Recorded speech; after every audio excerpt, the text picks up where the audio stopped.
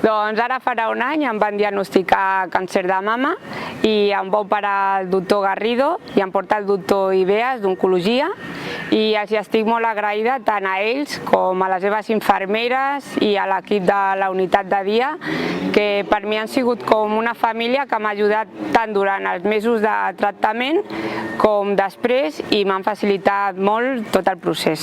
I a més vaig conèixer l'Ester, que és la noia d'informació que hi ha a l'hospital.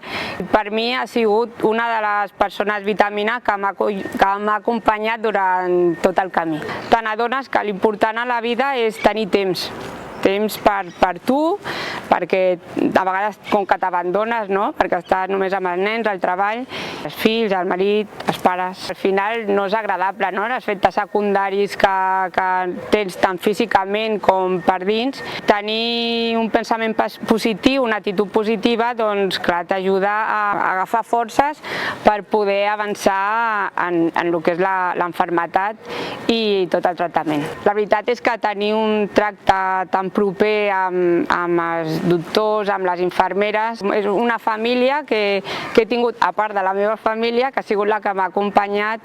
Clar, això facilita tot i jo és que els hi estic superagraïda.